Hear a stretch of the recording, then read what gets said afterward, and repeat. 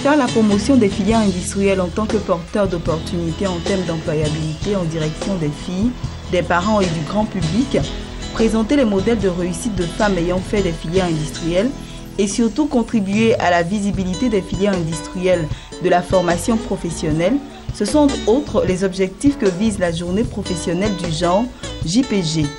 Thème choisi pour cette première édition, femmes et secteurs industriels en Côte d'Ivoire, enjeux et défis.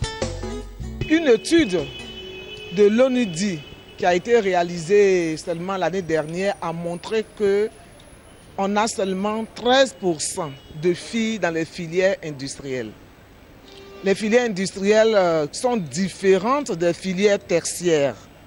Les filières tertiaires, c'est commerce, secrétariat, et les filières industrielles, c'est tout ce qui est mécanique, auto, électricité.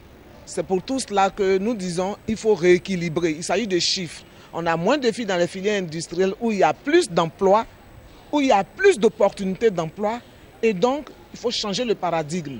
Il ne s'agit pas de dire qu'il faut que les hommes soient dans les filières qui ne sont pas porteurs, mais il s'agit que hommes et femmes, tous soient dans des postes porteurs d'emploi pour que chacun puisse être utile au pays. À cette cérémonie, un point d'honneur a été mis sur l'éducation de la jeune fille afin d'écarter toutes sortes de discriminations. Pour ce faire, le représentant résident de l'UNESCO a relevé les actions menées par son institution dans le but de relever ce défi. Nous mettions en œuvre des programmes d'éducation où la femme, qu'elle soit en zone rurale ou en milieu urbain, peut bénéficier d'opportunités de formation. Et donc, vous voyez, nous encourageons la scolarisation des filles, nous promouvons l'alphabétisation des femmes. Et pour nous, c'est essentiel de passer par l'éducation. D'abord parce que la femme, avant qu'elle ne puisse exercer un métier, avant qu'elle ne puisse prendre une quelconque responsabilité, elle a besoin de compétences. Souvent, le manque de compétences est utilisé pour combattre la promotion de certaines femmes.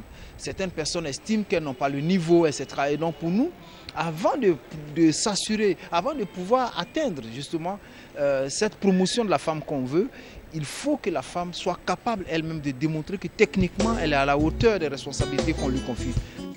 Visiblement satisfaits de cette initiative, les participants à cet événement n'ont pas manqué d'encourager les femmes à se prendre en charge afin d'occuper les premières places dans tous les domaines de la société. Cette cérémonie est vraiment importante parce qu'en dehors de mes activités professionnelles, je dirige l'association des femmes ingénieurs que nous avons créée en 1984 avec les pionnières dans tous les domaines de l'activité ingénierie. Et c'est la première fois en 30 ans que nous voyons l'État prendre une initiative qui vise à mettre en lumière la problématique des femmes dans la filière industrielle. Donc c'est pour ça que malgré un emploi du temps particulièrement chargé, je suis venue pour montrer mon adhésion et mon soutien. Je dis aux femmes et surtout aux jeunes filles de ne pas avoir peur. Il ne faut pas avoir peur parce que quelque part, la femme se sent un peu timide, souvent même quand on lui donne l'occasion de s'exprimer, elle recule.